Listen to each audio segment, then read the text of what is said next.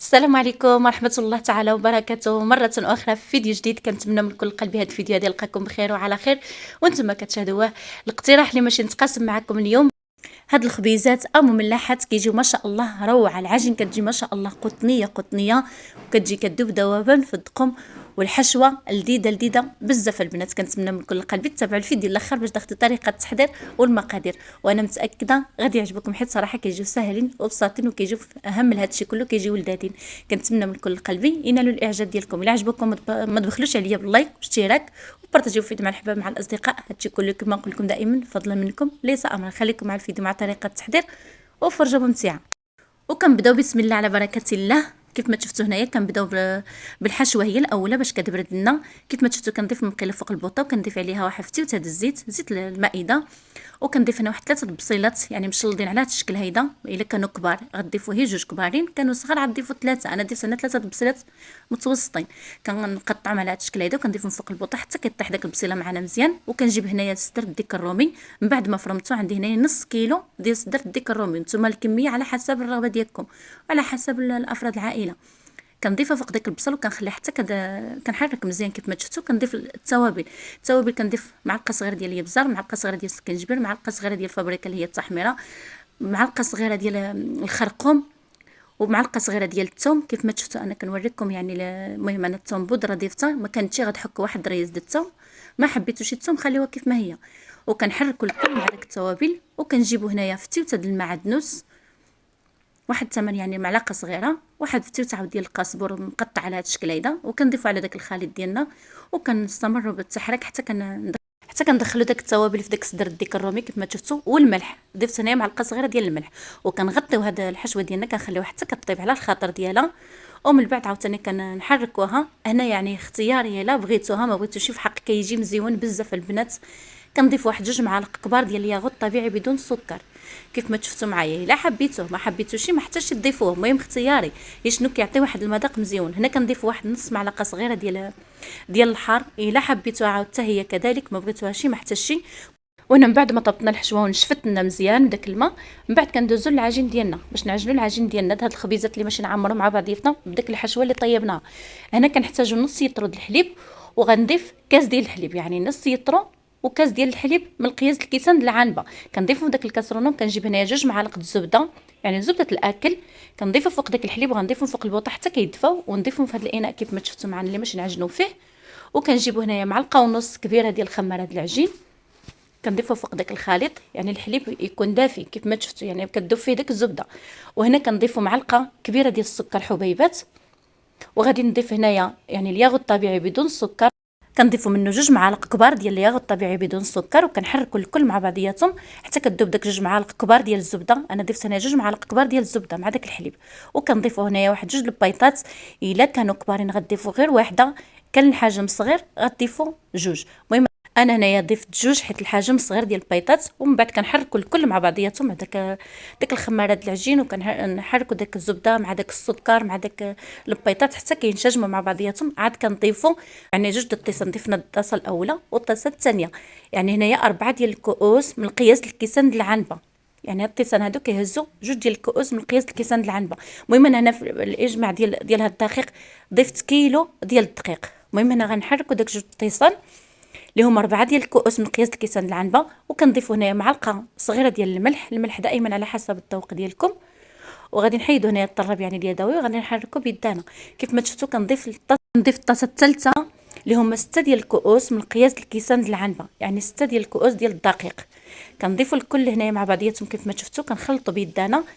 المهم انا عندي يعني هادشي اللي شفتوا ديال الدقيق كيلو ديال الدقيق. ما شفتوا زيت كاس من قياس الكيسان د العنبه فحق ما ضفتوش كامل، كنضيف فيه بدفعه يعني. وانا كنخلط بيدي حتى كنتحصل على القوام د العجين اللي انا باغيه. المهم كيف ما شفتوا يعني بشويه يعني بمعلقه كبيره هيدا كنضيف حتى كنتحصل على العجين اللي بغيت انا.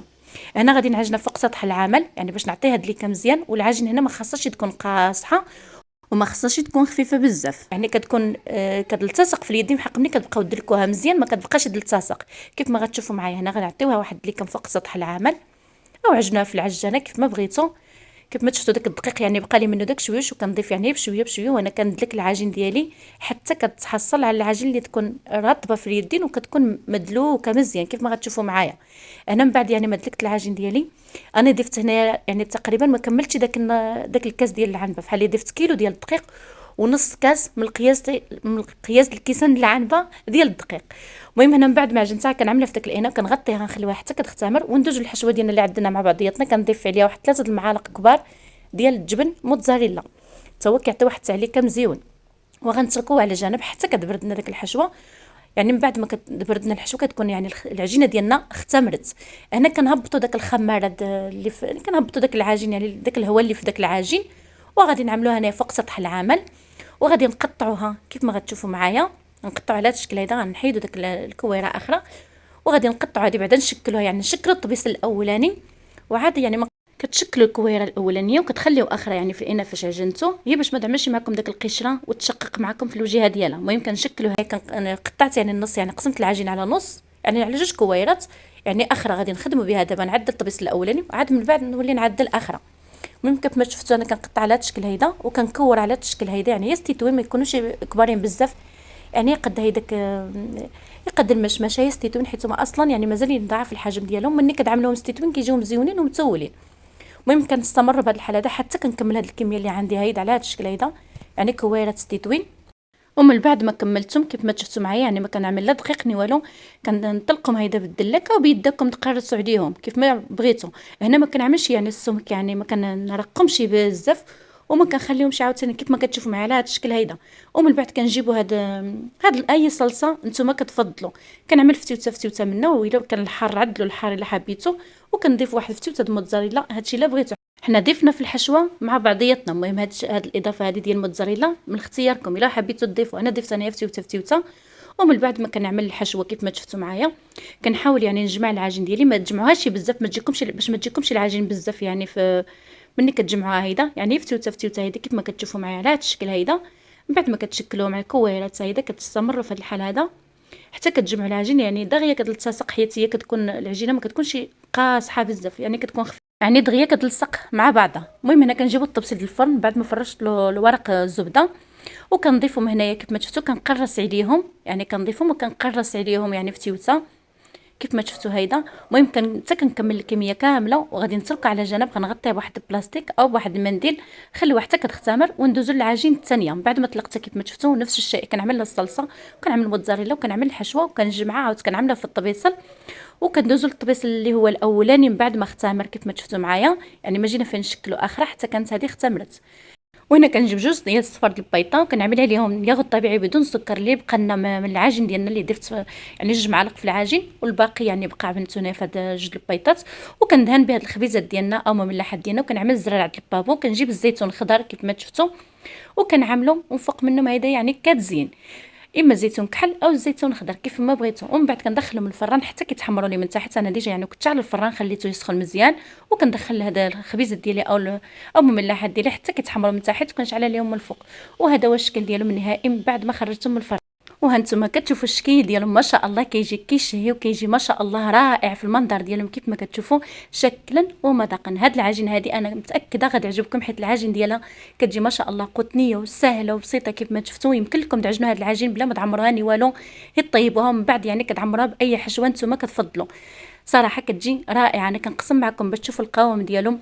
العجين ما شاء الله كتجي قطنيه، والحشوه يا سلام واحد اللذه فيها البنات، لذيذه بزاف. هاد الحشوه انا متاكده غتعجبكم، كتجي رائعه. ويمكن لكم تعدلوها وليداتكم في الكوتي، يمكن لكم تعدلوها كوجبه غداء وجبه عشاء، حيت فيها كل شيء. يعني تعطيو لوليداتكم هيدا راه فيها كل شيء، تقدموا لهم هيدا مع العصير، يعني هذه وجبه متكامله. كنتمنى من كل قلبي الاعجاب ديالكم. ويمكن لكم كيف ما قلت لكم بلا ما تعمروا الخبيزات ولا يعني نفس العجين، وكطيبوهم من بعد كتخرجوا عاد كتخرجوا من الفران كتعمروهم باش ما بغيتو نتوما.